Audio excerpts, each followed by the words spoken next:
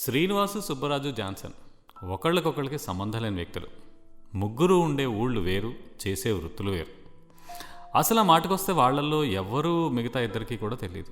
అయినా ఒక దారానికి గుచ్చబడిన ముత్యాల్లా ఆ ముగ్గురు యాదృచ్ఛికంగా ఒకే అంశంలో ఒకటిగా కలిశారు. అయితే వాళ్ళంతా ఒకే పడవలో ప్రయాణిస్తున్నామన్న సంగతి కూడా వాళ్ళకి తెలియదు. అసలు వాళ్ళ ముగ్గురు వివరాల్లోకి ఒకసారి వెళ్దాం.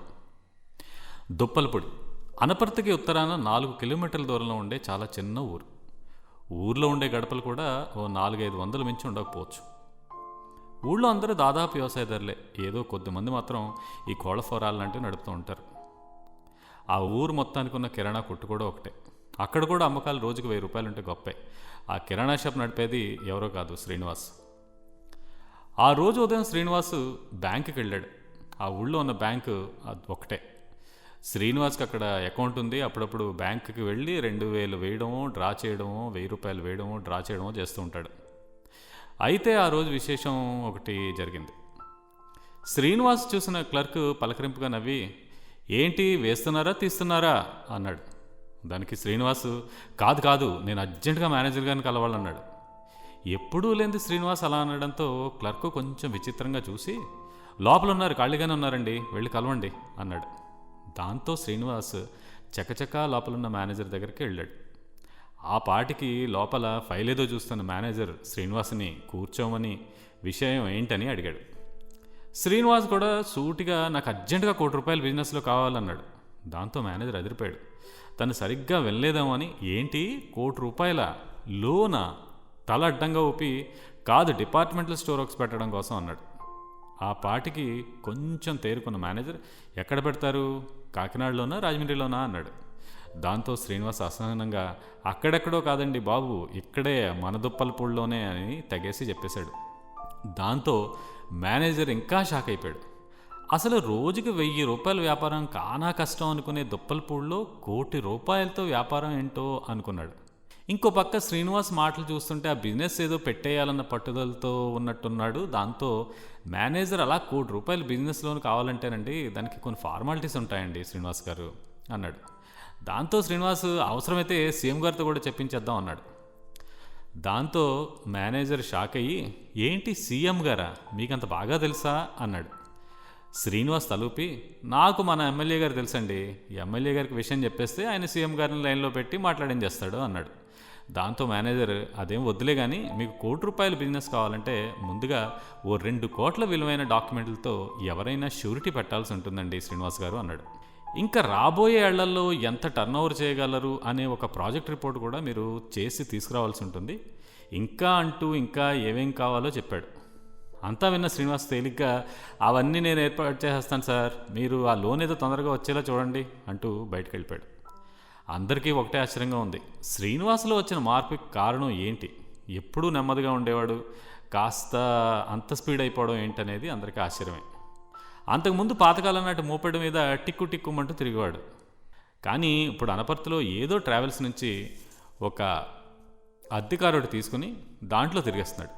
ఆ తిరిగేది కూడా స్నేహితులు, బంధువులు, ఇంకా తెలిసిన వాళ్ళింటికి వెళ్ళి తాను బ్రహ్మాండమైన డిపార్ట్మెంటల్ స్టోర్స్ పెట్టబోతున్నానని, ఆ బ్యాంకు లోన్ కోసం షూరిటీ కింద ఒక 2 కోట్ల విలువైన డాక్యుమెంట్లు కావాలని, తన మీద నమ్మకం ఉంటే అదేదో ఇవ్వాలని అడగడం మొదలెట్టాడు. దాదాపు అందరినీ అలా అడగడం, లేదనిపించుకోవడం జరిగిపోయాయి. అయినా శ్రీనివాస్ నిరాశపడలేదు. తన ప్రయత్నం వదలలేదు. ఇంకా గట్టిగా చేస్తూనే ఉన్నాడు. సరే, ఇంకొకళ్ళ విషయానికి వద్దాం. అనపర్తికి దక్షిణాన ఒక చిన్న ఊరు, పోలమూరు. ఈ ఊళ్ళో విష్ణాలయం ఒకటి ఉంది. ఎప్పుడో 100 ఏళ్ల క్రితం పూర్వీకులు కట్టిన గుడది. ఆ గుడేదో వంతెన అవతలుగా ఉన్న ఆ గుడి కన్నా ప్రాశస్త్యం దృష్ట్యా భక్తులు బాగానే వస్తూ ఉంటారు. అలా వచ్చే భక్తుల్లో సుబ్బరాజు కూడా ఒకడు. ఆ గుడి పక్క వీధిలో ఉండే సుబ్బరాజు మిగతా భక్తుల్లా ఎప్పుడో ఒకసారి కాకుండా దండం పెట్టుకోవడానికి టెన్షన్గా దేవుడు కొబ్బరికాయ కూడా కొడుతుంటాడు. ఆ రోజు విశేషం జరిగిందండోయ్. పూజారి గారు లోపల దేవుడికి నైవేద్యం పెడుతుండగా బయట నుంచి మాటలేవో గట్టిగా వినిపించాయి. సాధారణంగా గుడి ఆవరణలో ఎవ్వరూ గట్టిగా మాట్లాడరు, ప్రశాంతంగా ఉంటారు. అలాంటిది అంత గట్టిగా మాట్లాడుతోంది ఎవరా అని పూజారి దొంగ చూశాడు. తీరా చూస్తే ఏదో విషయం మీద గట్టిగా మాట్లాడుతోంది సుబ్బరాజే అని పూజారి గారికి అర్థమైంది.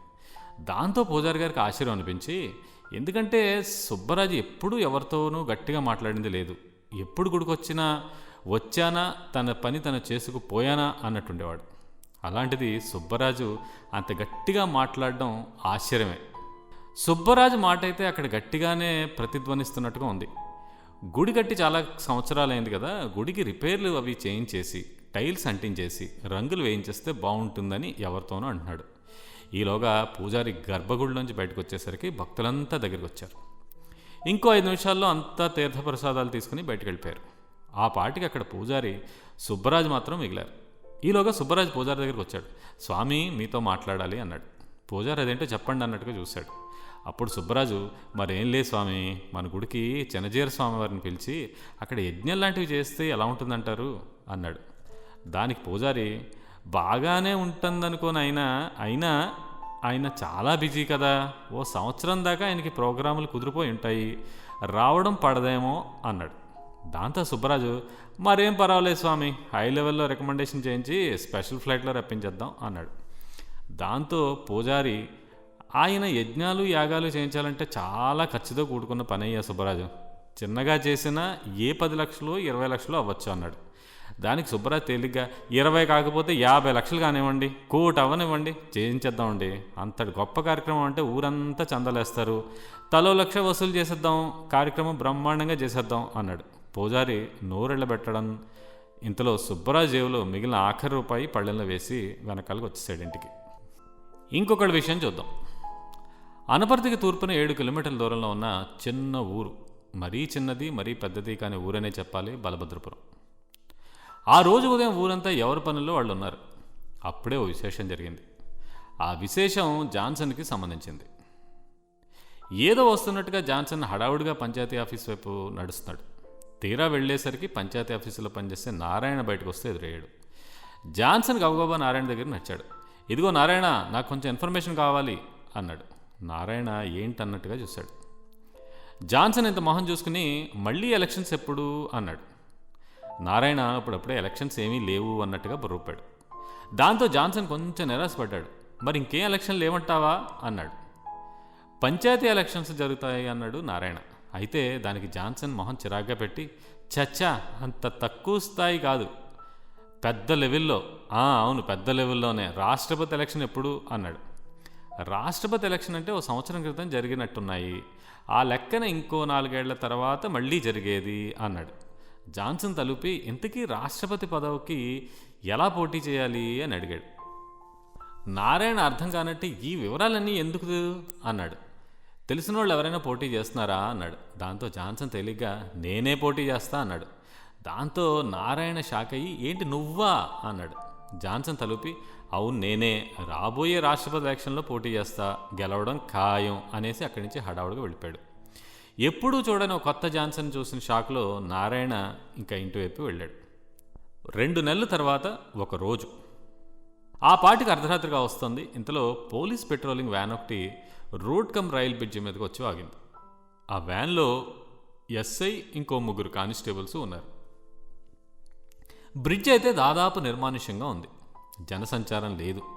ఆ వ్యాన్ ఏదో బ్రిడ్జి మధ్య దాకా వచ్చేసరికి అందులో కొంచెం దూరంలో రైలింగ్ దగ్గర 3 నిలబడి ఉండడం కనిపించింది.